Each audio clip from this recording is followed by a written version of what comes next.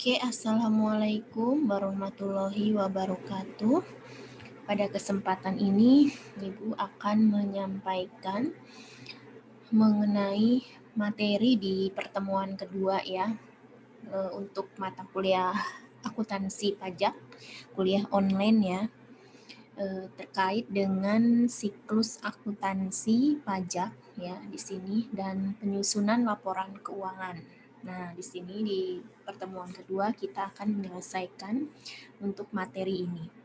Oke, baik, kita bahas yang pertama ya, adalah mengenai siklus akuntansi. Nah, nanti di sini ada 4 poin yang akan kita pelajari bersama-sama, yaitu siklus akuntansi. Nah, kemudian yang kedua di sini adalah siklus akuntansi pajak dan akun-akun akuntansi perpajakan.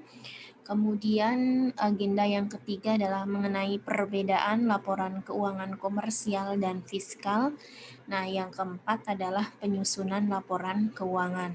Nah, ini adalah 4 agenda di dalam pertemuan kedua ini. Oke, yang pertama mungkin Anda semua sudah pernah belajar mengenai siklus akuntansi ya di sini ya. Jadi siklus akuntansi itu memang Anda juga sudah mempelajarinya ketika Anda belajar mengantar akuntansi ya. Itu juga sudah dijelaskan mengenai siklus akuntansi. Nah, ini di sini Ibu sedikit membahas mengenai siklus akuntansi.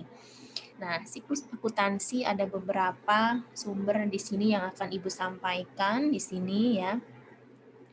Di antaranya dari Witdenmock ya, tahun 2011 ya, di halaman 110 itu disampaikan bahwa siklus akuntansi ini secara umum ya, bukan siklus akuntansi pajak. Jadi kita membahas siklus akuntansi terlebih dahulu.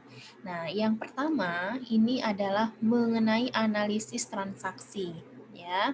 Jadi proses yang pertama adalah analisis transaksi, kemudian kita lakukan jurnal, kemudian memposting ya kan, kemudian raca saldo sebelum penyesuaian, kemudian penyesuaian. Nah, kemudian raca saldo setelah penyesuaian, ya, kemudian menyiapkan laporan, jurnal penutup.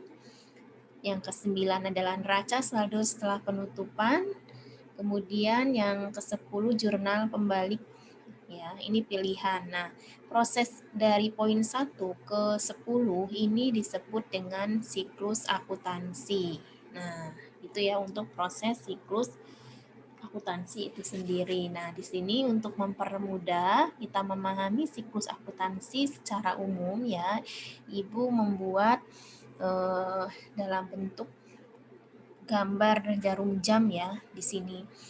Nah, di sini supaya kita lebih memahami apa itu siklus akuntansi. Nah, tentunya kita ibaratkan dengan jarum jam di sini, ada proses yang pertama ya, di jam pertama itu adalah kita menganalisa bukti transaksi keuangan ya. Kita tahu bahwa bukti transaksi keuangan itu bisa berupa kwitansi penjualan, bisa berupa faktur ya, kemudian bisa berupa bond ya, kemudian bisa berupa rekening koran, ya kan? Itu juga bisa menjadi bukti transaksi keuangan. Nah, dari bukti-bukti transaksi keuangan itu kita lakukan analisa kan terlebih dahulu. Nah, yang di proses yang pertama adalah analisa bukti transaksi keuangan. Kemudian proses yang selanjutnya, setelah kita melakukan analisa bukti transaksi keuangan, kita membuat buku jurnal, ya. Nah, di sini kita ada mengenal jurnal khusus dan jurnal umum gitu ya. Nah, sebelumnya Anda juga sudah mempraktekkan kan di mata kuliah pengantar akuntansi bagaimana membuat buku jurnal. Nah, di sini setelah kita membuat buku jurnal ya, maka kita posting ke buku besar. Nah, di buku besar. Nah, setelah itu kita membuat neraca saldo. Nah, setelah neraca saldo, kemudian dilakukan jurnal penyesuaian ya, jika ada penyesuaian yang terjadi diakibatkan beberapa transaksi yang ada. gitu ya. Nah, setelah ada jurnal penyesuaian, tentunya harus dibuat lagi neraca saldo disesuaikan, ya kan? Karena ada penyesuaian kan. Nah, kemudian baru kita membuat laba rugi, ya kan? Kemudian neraca. Nah, proses dalam kotak ini ya yang poin 4 sampai 8 mungkin kita kenal dengan neraca saldo atau kertas kerja, ya kan? Susunan neraca saldo dan kertas kerja yang biasa kita buat, ya, itu kan ada pertama neraca saldo, jurnal penyesuaian, ya kan? Baru neraca saldo disesuaikan, laba rugi dan neraca. Nah, ini itu ada di neraca lajur atau yang kita kenal sebagai kertas kerja. Nah, ini Anda mungkin sudah mempraktekannya ya sebelumnya. Nah, dari kertas kerja yang sudah kita buat, gitu ya, maka kita akan menghasilkan sebuah output berupa laporan keuangan di poin 9 ini. Nah, laporan keuangan di sini, gitu ya, itu kita ada ya, pertama adalah laporan laba rugi ya. Kemudian yang kedua adalah neraca ya atau posisi keuangan. Kemudian yang ketiga laporan perubahan modal ya kan. Yang keempat laporan arus kas ya. Kemudian yang kelima adalah catatan atas laporan keuangan. Nah, itu adalah output dari proses yang sudah kita lakukan. Nah, kemudian yang selanjutnya adalah jurnal penutup, kemudian neraca saldo penutup, kemudian jurnal pembalik. Nah, jadi ini adalah siklus akuntansi. Nah, jadi pemahaman kita melalui gambar ini, gambar jarum jam ya. Itu yang pertama, siklus akuntansi ini pasti akan menghasilkan sebuah laporan keuangan, ya kan? Outputnya kan laporan keuangan ini. Kemudian ini dilakukan berulang pada periode selanjutnya, ya kan? Nah, setelah selesai di jurnal pembalik, otomatis ketika ada transaksi kembali, kita kan melakukan proses lagi dari 1, 2, 3, 4, 5, dan seterusnya. Nah, ini adalah dilakukan secara berulang pada periode selanjutnya. Nah, contohnya misalkan kita sudah mengerjakan proses pencatatan atau siklus akuntansi di bulan Januari ini tahun 2021. Nah, setelah selesai, kita setelah menghasilkan laporan keuangan secara lengkap tentunya, maka ketika ada transaksi lagi di bulan Februari ini tahun 2021, kita akan mengulang kembali siklus akuntansi yang akan kita lakukan tentunya dengan transaksi yang terjadi saat ini. Nah, yang menjadi saldo awal di dalam pencatatan bulan Februari tahun 2021 tentunya adalah kita melihat kepada laporan keuangan yang sudah kita buat per 31 Januari tahun 2021. Itu kan saldo akhirnya menjadi saldo awal di bulan Februari tahun 2021, ya kan? Nah, itulah bahwa siklus akuntansi di sini akan dilakukan secara berulang pada periode selanjutnya dan itu terus dilakukan selama perusahaan ini beroperasional ya. Akan terus terjadi siklus ini selama ada terus transaksi yang terjadi di perusahaan tersebut gitu ya. Nah, tentunya yang ketiga, poin ketiga kita tahu bahwa siklus akuntansi ini dilakukan dengan beberapa tahap. Jadi nggak mungkin tiba-tiba langsung menghasilkan laporan keuangan. Nah, proses menghasilkan output laporan keuangan secara lengkap, secara tepat, ya kan, tentunya harus dilakukan dengan proses-proses yang kita laksanakan dengan baik, ya kan, dari menganalisis bukti transaksi, membuat buku jurnal, posting buku besar, ya kan, membuat worksheet ini, ya kan, kemudian baru kita menghasilkan sebuah laporan keuangan. Nah, itu adalah pemahaman kita mengenai siklus akuntansi. Jadi ada 3 poin di dalam memahami siklus akuntansi. Begitu ya. Nah, ketika kita sudah memahami mengenai siklus akuntansi, ya, ini perlu Anda pahami ya, benar-benar pahami, karena nanti ini akan berlanjut kepada siklus akuntansi pajak, ya, karena kita bahasanya adalah mengenai akuntansi pajak. Nah, setelah kita benar-benar memahami siklus akuntansi, baiklah kita ke slide selanjutnya ya, mengenai siklus akuntansi pajak ya. Nah, di sini Siklus akuntansi pajak seperti apa ya? Ini gambar ini bersumber dari buku Irfan Lubis ya, tahun 2015 halaman 7. Itu disampaikan ya bahwa siklus akuntansi pajak ya yang pertama ya, ini siklus akuntansi pajak adalah dari bukti transaksi, tentunya ya sama ya, dari bukti transaksi. Nah, dari bukti transaksi ini tentunya kita harus bisa menganalisa transaksi ini kena pajak atau tidak kena pajak. Nah, kenapa? Karena nanti pada saat proses jurnal transaksi, untuk transaksi yang kena pajak maupun tidak kena pajak, nanti otomatis treatment di dalam pencatatan nama akunnya akan berbeda ya. Nah, kenapa berbeda? Nah, kita tahu ya, sebagai tambahan dalam pembahasan ini, kita tahu bahwa siklus akuntansi pajak nanti di sini kita akan mengenal mengenai akun-akun di dalam akuntansi perpajakan ya. Nah, kita nanti ketika mencatat transaksi yang kena pajak, nanti kita akan mengenal ya di sisi neraca gitu ya. Nanti ada, atau di sisi aset itu ada akun pajak dibayar di muka.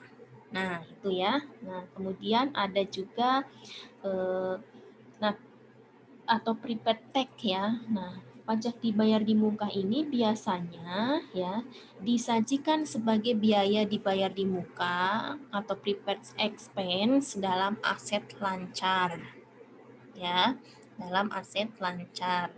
Nah, pajak dibayar di muka itu contohnya apa saja ya? Nah, ini tolong ya diperhatikan. Itu ada pajak dibayar di muka atau prepaid tax ya. Itu ada PPh 22 ya, kemudian ada PPh 23 ya. Kemudian ada PPh 24 ya, kemudian ada PPh 25, kemudian ada PPh 28 pasal PPh 28A itu bila ada ya. Nah, kemudian ada juga PPh atas pengalihan hak atas tanah dan bangunan. Nah, itu bisa menjadi prepaid tax ya, atau juga pajak masukan. Nah, nih pajak masukan ya, pajak masukan itu juga bisa masuk dalam akun pajak dibayar di muka atau prepaid tax gitu ya. Nah, kemudian itu kalau dari sisi aset ya. Kenapa pajak masukan? Kalau ini terjadi lebih bayar ya dalam pos PPN ya, itu pasti nanti akan muncul pajak masukan di sebelah aset ya, lebih bayar ya, kan PPN itu ada lebih bayar, ada kurang bayar. Nah, kalau kurang bayar berarti nanti akan muncul di sisi kewajiban ya. Ini misalkan penyusunan neraca di bulan Januari nanti ya, 2021. Nah, kondisinya ternyata lebih bayar. Nah, berarti nanti akan muncul di sisi aset pajak masukan. Kalau kurang bayar, berarti akan muncul di sisi kewajiban atau pajak keluaran kan ya. Seperti itu. Nah, kemudian akun-akun akuntansi perpajakan selanjutnya adalah kalau misalkan di sisi kewajiban. Nah, di sisi kewajiban nanti itu ada ya di sini utang pajak atau tax payable ya. Kemudian utang pajak ini terdiri dari pasal 21 ya, utang pajak PPh 23, utang pajak PPh 26, utang pajak PPh 29 ya, dan juga utang pajak keluaran ya. Kalau posisi PPN di masa tersebut, di periode tersebut itu terjadi kurang bayar ya, jadi otomatis itu akan menjadi utang PPN keluaran atau utang pajak keluaran ya. Hati-hati ya, ketika muncul kurang bayar, muncul PPN yang harus dibayar, maka akan ada muncul akun di sisi kewajiban yaitu pajak keluaran. Nah, kemudian untuk akun-akun akuntansi perpajakan nanti kita ya dikenal di pos di sini ya, di output laporan keuangan ya, tentunya itu nanti ada juga beban pajak penghasilan ya, income tax expense ya. Nah, ini Kemudian ada juga PBB ya. Kemudian ada juga pajak masukan yang tidak dapat dikreditkan ya. Dan di sini bea matre dicatat sebagai beban operasional ya atau operational expense ya di sini. Nah, jadi itu adalah akun-akun dalam akuntansi perpajakan ya tentunya. Nah, makanya pada saat kita awal siklus akuntansi pajak, setelah ada bukti transaksi yang pertama, itu kita harus bisa menganalisa ini transaksi kena pajak atau transaksi tidak kena pajak ya. Kemudian setelah kita menganalisanya, proses selanjutnya adalah kita membuat jurnal transaksi. Nah, hati-hati nih, ini sangat penting ya karena nanti di sini kita akan mencatat mana yang kena pajak dan mana yang tidak kena pajak. Tentunya akan muncul akun-akun akuntansi perpajakan ya yang sebelumnya mungkin Anda belum catat atau belum pelajari ya karena kalau di akuntansi secara umum mungkin Anda atau sudah mempelajari bahkan bagaimana treatment mencatat ketika ada pajaknya ya. Nah, itu akan muncul akun-akun akuntansi perpajakan. Kemudian setelah dibuat jurnal transaksi, kita akan memposting ke dalam buku besar ya. Buku besar, kemudian baru neraca saldo. Nah, di sini jika diperlukan maka kita membuat buku besar pembantu ya. Nah, kemudian ya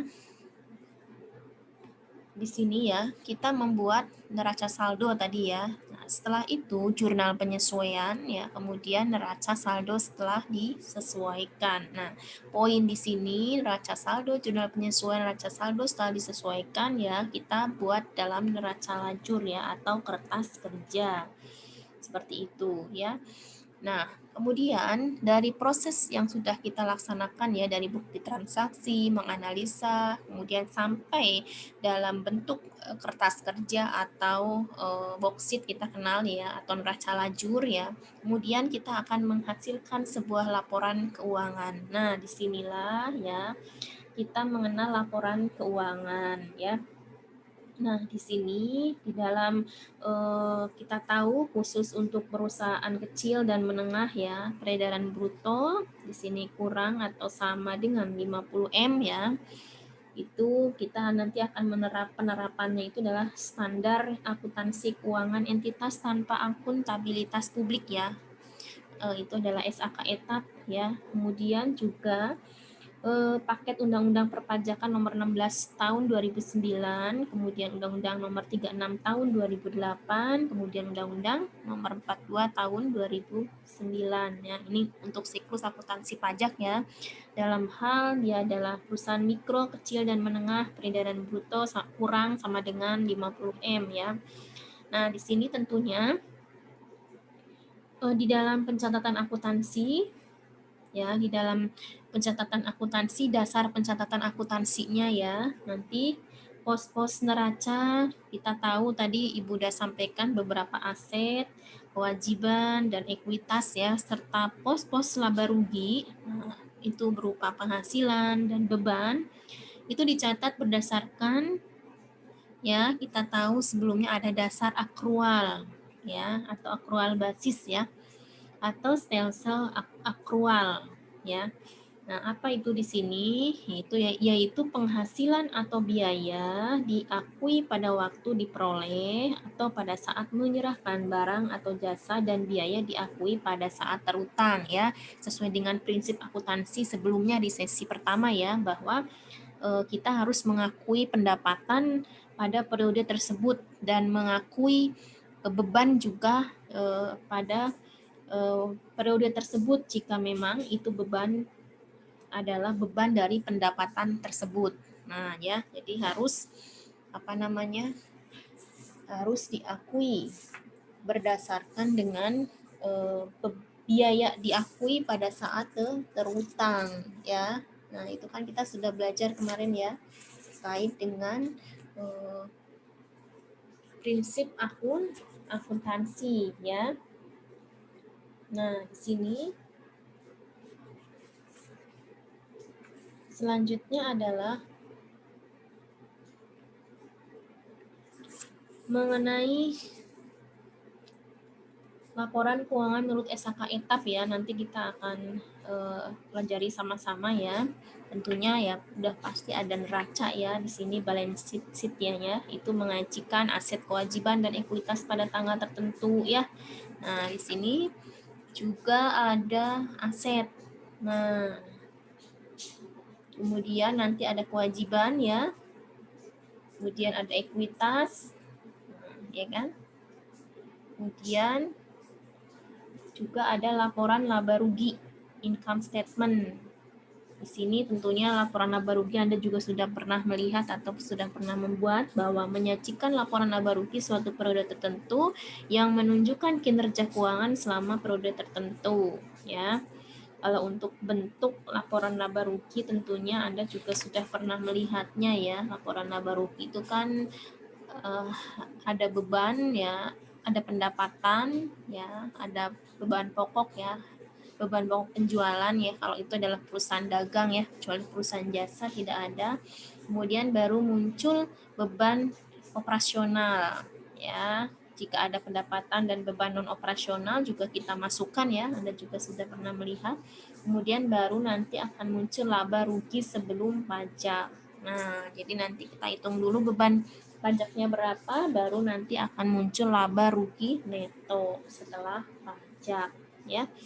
Nah, jadi nanti Anda baru bisa tentunya menghitung pajak setelah muncul kondisi perusahaan laporan laba ruginya itu dalam kondisi laba ya, laba sebelum pajak ya. Kalau rugi sebelum pajak berarti kan itu tidak ada beban pajaknya ya, itu ya, orang namanya rugi kan perusahaannya ya, usaha kita rugi gitu ya.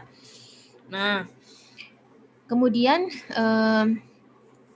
di dalam laporan keuangan itu juga ada laporan perubahan ekuitas ya. Tadi neraca sudah, laporan laba rugi juga sudah. Nah, kita tahu bahwa yang namanya laporan arus kas tentunya itu adalah menyajikan informasi arus kas kan ya, dari aktivitas operasi, aktivitas investasi, kemudian aktivitas pendanaan, ya kan? Nah, itu sebelumnya mungkin Anda juga sudah mempelajari ya, karena Anda sekarang kan sudah belajar mengenai akuntansi pajak. Nah, kemudian ada juga aktivitas operasi itu ya, itu disajikan secara tidak langsung ya. Kita kenal ada metode langsung dan metode tidak langsung kan ya. Nah, di sini aktivitas operasi itu hanya dapat disajikan secara tidak langsung dengan metode tidak langsung tentunya ya. Nah, kemudian di dalam laporan arus kas terkait dengan bunga dan dividen, kalau ini adalah standar akuntansi SHK etap ya, bahwa bunga dan dividen harus diungkap secara terpisah, secara konsisten sebagai aktivitas operasi, investasi, atau pendanaan, ya kan?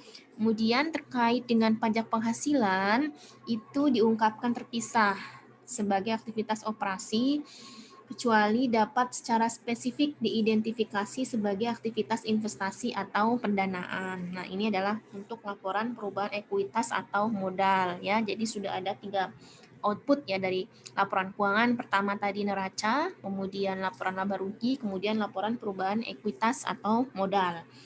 Nah, di sini Anda juga sudah pernah ya membuat laporan arus kas tentunya ya. Nah, kalau arus kas dari aktivitas operasi itu kan ya, itu kan contohnya ketika menggunakan metode tidak langsung ya.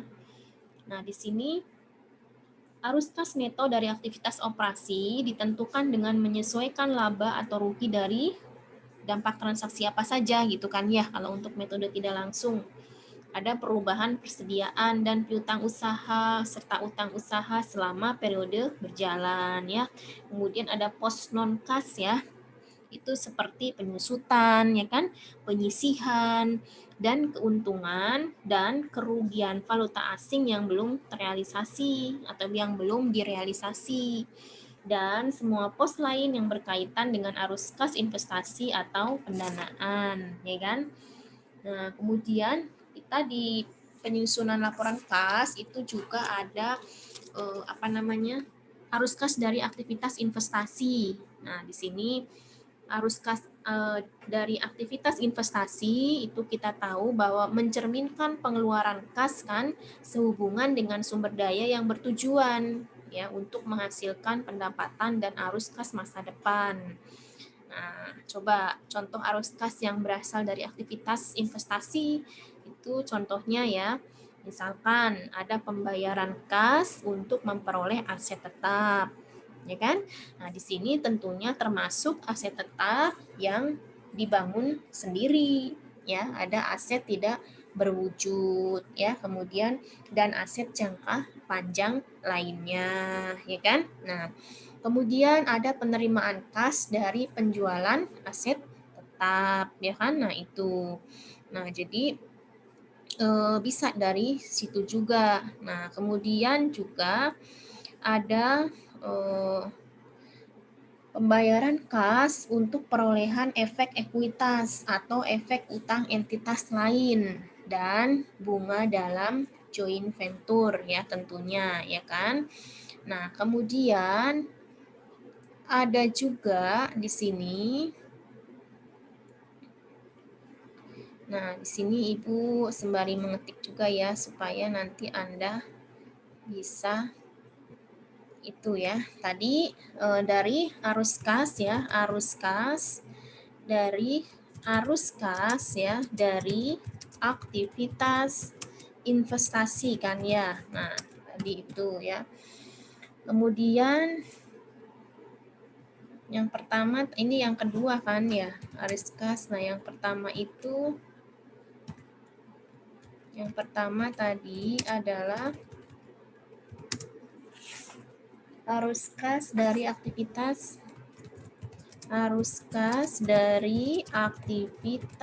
operasi kan ya. Ini sedikit mengulas saja karena sebelumnya Anda kan sudah pernah belajar membuat arus kas kan, laporan arus kas kan. Nah, di sini kemudian laporan arus kas di sini dari aktivitas investasi ya.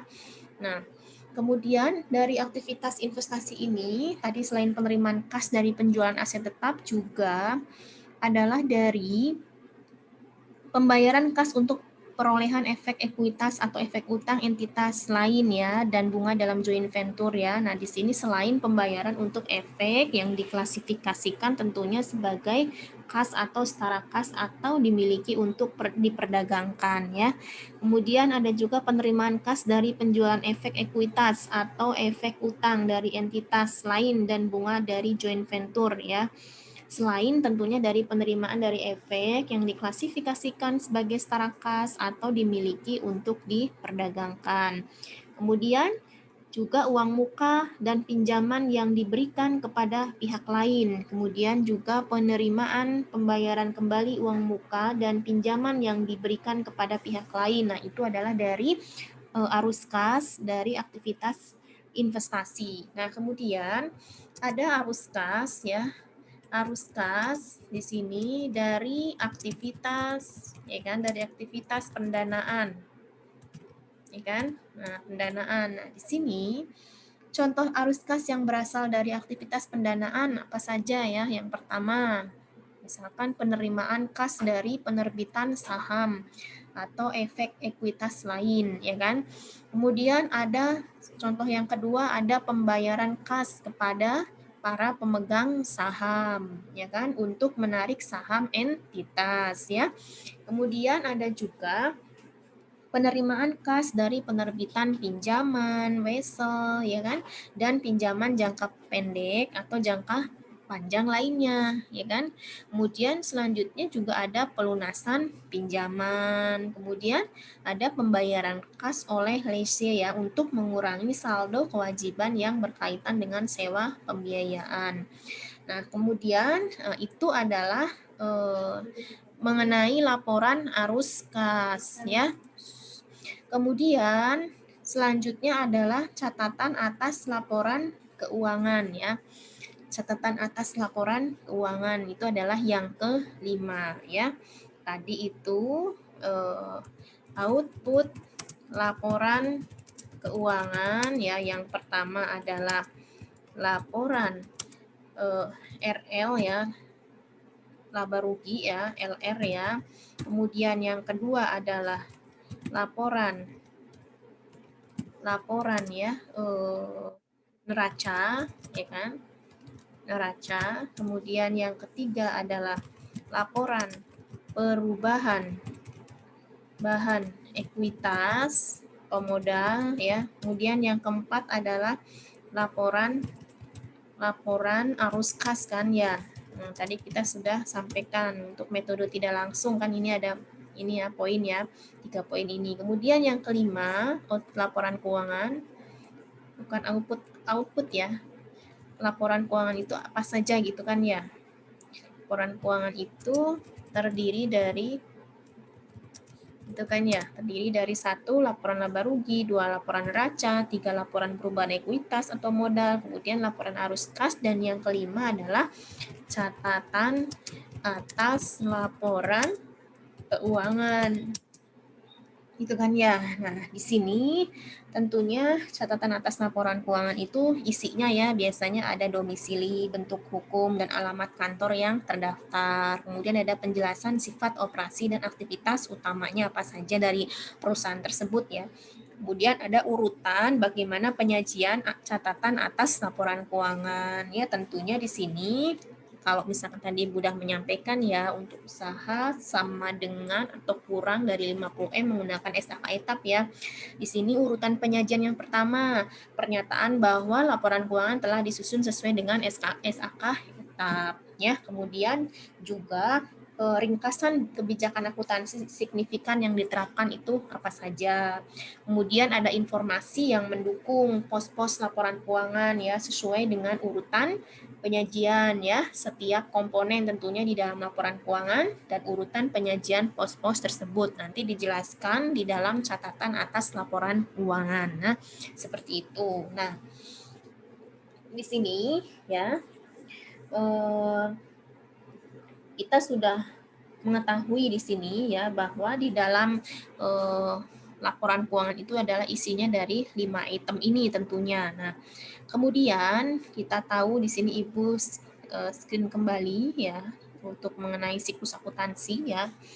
Nah, di sini itu laporan keuangan tadi sudah ada 5 poin ya tentunya. Nah, kemudian ketika sudah ada laporan keuangan di sini kita akan membuat SPT pajak massa. Ya, ini siklus akuntansi pajak tentunya.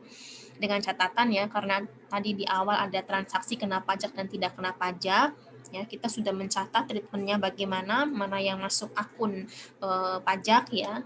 Nah, itu kita masukkan ke dalam akunnya gitu kan ya. Kemudian ketika sudah ada laporan keuangan tentunya dasar dalam penghitungan pajak massa, itu massa artinya bulanan, itu tetap harus berdasarkan laporan keuangan. Nah, sehingga di sini penting bagi kita ketahui bahwa laporan keuangan yang disusun itu harus secara lengkap, harus secara tepat, ya kan? Kenapa? Karena nanti akan menentukan SPT pajak massa atau bulanan yang wajib pajak hitung itu sudah sesuai dengan kondisi yang sebenarnya atau tidak, ya kan? Kalau laporan keuangannya sudah tepat, sudah lengkap dan sudah akurat datanya, tentunya akan menghitung pajaknya juga secara tepat, lengkap, dan akurat sesuai dengan kondisi yang sebenarnya. Seperti itu kan ya. Nah, di sini tentunya ya di dalam SPT pajak massa ya, di dalam SPT pajak massa ya kita harus pahami nih mengenai jenis-jenis pajak ya. Nah, makanya tadi Ibu sudah sampaikan di awal di dalam siklus akuntansi pajak, selain standar akuntansi keuangan kita paham, juga harus paham mengenai undang-undang PPH ya nomor 36 tahun 2008. Kita juga harus memahami mengenai undang-undang PPN nomor 42 tahun 2009. Nah, di sini terkait dengan undang-undang PPH tentunya nanti akan muncul jenis-jenis pajak ya. Jenis-jenis pajak Nah, misalkan ada pajak penghasilan PPh pasal 21. Nah, ini kan kita kan ada nih SPT pajak masaknya ya, karena kita pada saat membagikan gaji kepada karyawan kita sudah potong pajaknya yaitu pasal 21. Nah, kita harus bisa melaporkan SPT pajak masa PPh 21. Nah, ini tentunya kita harus mengacu kepada peraturan pajak yaitu Undang-Undang 36 tahun 2008 terutama di pasal 21 ya kan. Kemudian selain itu juga di peraturan di per Dirjen Pajak nomor 14 tahun 2013 ya, itu tentang PPh pasal 21 ya kan. Selain itu yang masuk dalam SPT pajak massa itu ada juga pajak penghasilan PPh pasal 22 ya kan. Ada SPT masa pajak PPh pasal 2.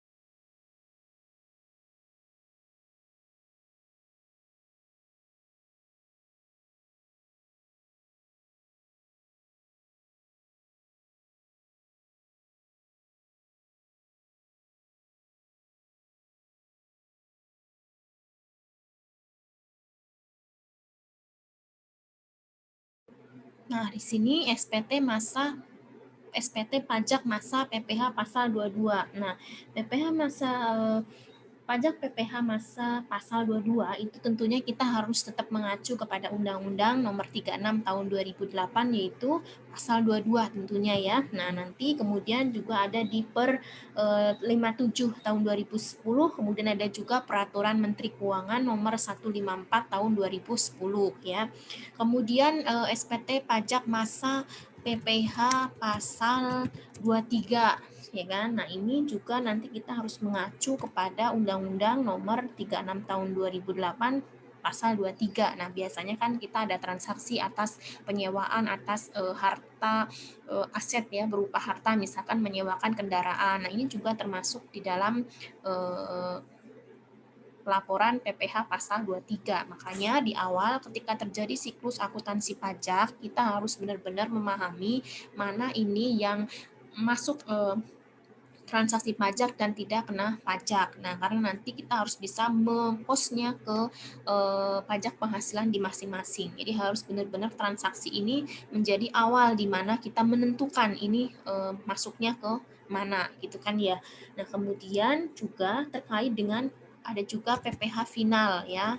PPh final misalkan kita ada penyewaan tanah dan bangunan. Nah, itu kan juga misalkan di awal ada transaksi sewa atas tanah dan bangunan. Nah, ini kan masuk kategori yang bersifat final ya kan ya, PPh final. Nah, ya kan PPh final juga bisa dari wajib pajak yang memang dia memilih untuk menggunakan PP 23 tahun 2018 ketika omsetnya itu adalah per tahun itu masih di bawah 4,8.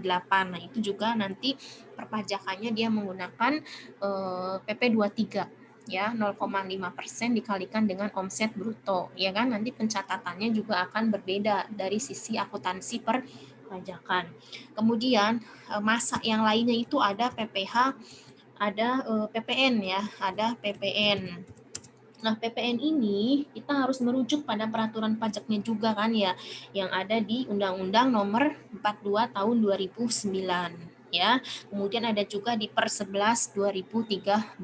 Nah, kita baca itu untuk kita menentukan bagaimana aturan pajak terkait dengan PPN ya.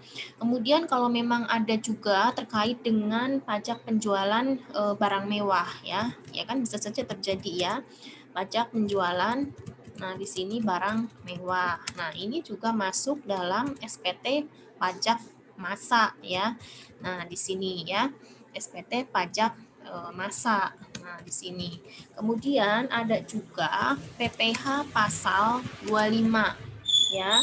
Ini tentunya kita masih mengacu kepada Undang-Undang PPH nomor 36 tahun 2008. Nah, pasal 25 ini adalah cicilan bulanan kan yang harus dibayarkan oleh wajib pajak ya. Itu. Nah, kemudian ada juga Oh, ini adalah SPT masa pajak masa ya. Jadi ini saja ya yang di dalam kita laporkan di dalam SPT pajak masa. Nah, kemudian di sini kita kembali lagi ke slide-nya ya. Setelah kita membuat SPT pajak masa dasarnya tetap dari laporan keuangan, nah makanya kita tahu bahwa SPT pajak masa laporan keuangan kan sudah disusun nih per 31 Januari 2021. Nah, kita tidak langsung nih menghitung saat itu juga boleh, tetapi kan dasar akuratnya tetap harus dari laporan keuangan. Kenapa? Makanya untuk mekanisme pembayaran dan pelaporan dari masa Januari misalkan 2021 itu kita pembayarannya tidak langsung di masa Januari. Makanya kita dikasih kesempatan dalam hal ini ya di aturan pajaknya bahwa batas paling lambat pembayaran SPT masa Januari 2021 misalkan itu adalah tanggal 10 bulan berikutnya, itu tanggal 10 Februari itu paling akhir. Ya, misalkan untuk pasal 21 ya, pasal 21, pasal 23 itu kan batas akhirnya adalah tanggal 10 bulan berikutnya. Nah, kemudian lapornya itu tidak harus Januari ya kan. Nah, lapornya itu kita juga dikasih kesempatan ya secara aturan pajak itu di tanggal 20 bulan berikutnya. Nah, berarti kalau SPT masanya adalah PPh 21 Januari 2021 misalkan paling lambat kita laporkan adalah tanggal 20 Februari 2021. Itu kan ya. Nah, kalau PPN misalkan PPN Januari 2021. Nah, paling lambat bayar adalah sebelum kita lapor. Nah, lapornya untuk PPN Januari 2021 contohnya itu adalah akhir bulan berikutnya. Nah, jadi tanggal 28 Februari kan ya paling habisnya ya untuk Februari 2021. Nah, seperti itu. Itu paling akhirnya. Kalau memang kita sudah selesai, ya alangkah baiknya kita sudah membayar ya lebih awal sehingga kita tidak melakukan pelaporan paling akhir ya, karena ketika menggunakan DJP online kemudian khususnya dalam hal ini aplikasinya ya seperti e-faktur ya khawatirnya akan terjadi error. Tetapi sepertinya untuk saat ini tidak ya untuk pelaporan e-faktur ya, karena sekarang sudah tidak upload CSV di DJP online tetapi menggunakan aplikasi khusus atau menggunakan link khusus yaitu web-based e-faktur pajak. Jadi nanti ini memudahkan wajib pajak ya. Itu seperti itu. Tapi kalau untuk PPh kan kita juga lebih baik lebih awal. Nah, karena apa? Karena semua pelaporan PPh masih dilakukan di link DJP online. Nah, kalau kita overload laporannya paling akhir di tanggal 20 misalkan semua wajib pajak mengakses server penuh kan sehingga menyebabkan error. Nah, inilah khawatirnya nanti kita akan terlambat lapor. Ya kan? Karena kalau terlambat lapor itu kan kita akan dikenakan denda. Ya kan?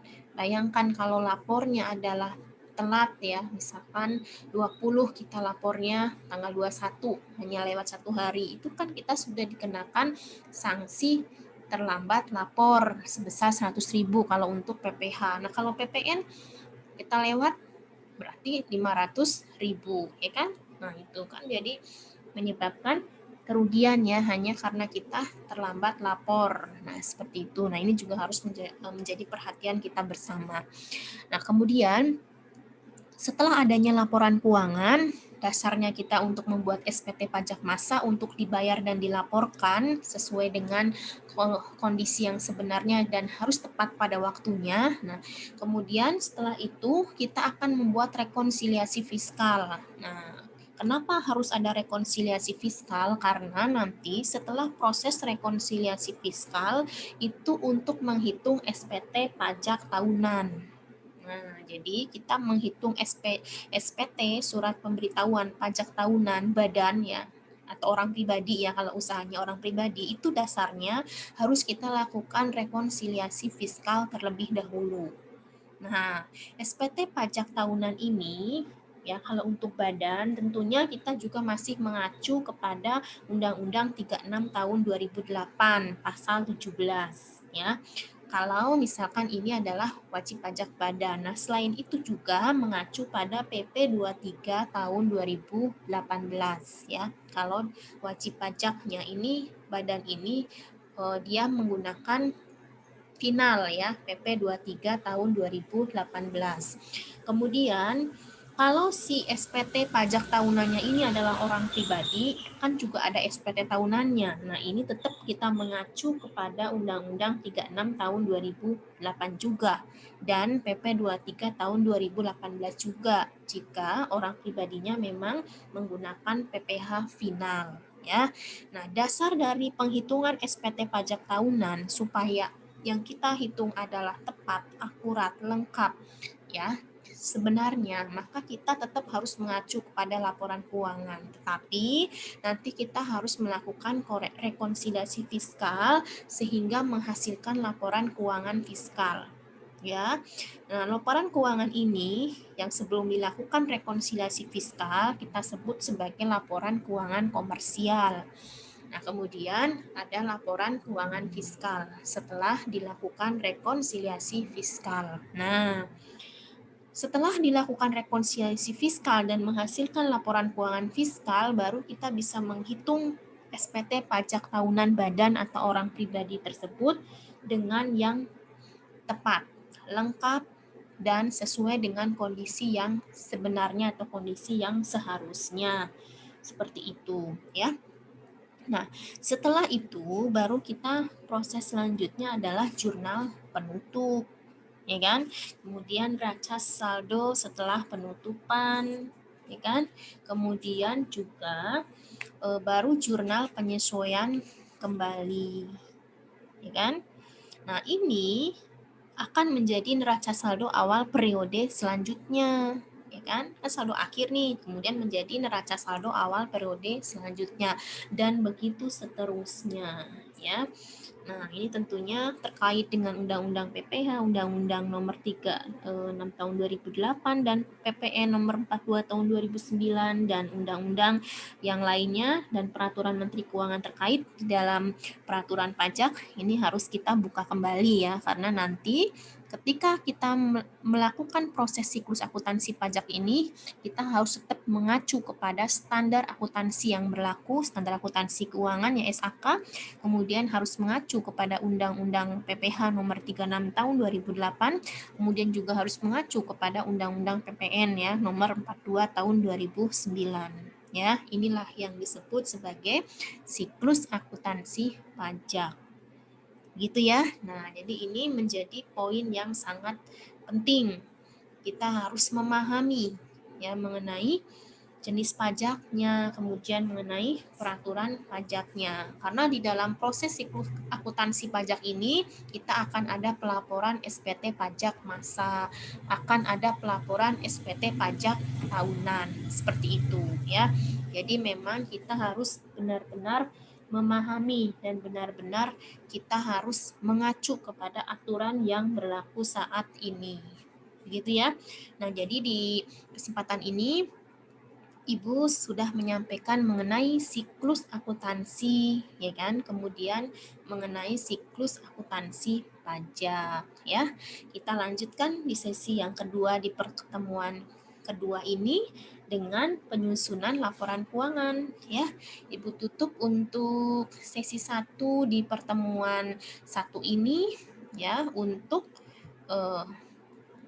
siklus akuntansi pajak, ya. Itu dulu. Kita lanjutkan di sesi kedua. Oke ya. Wassalamualaikum warahmatullahi wabarakatuh.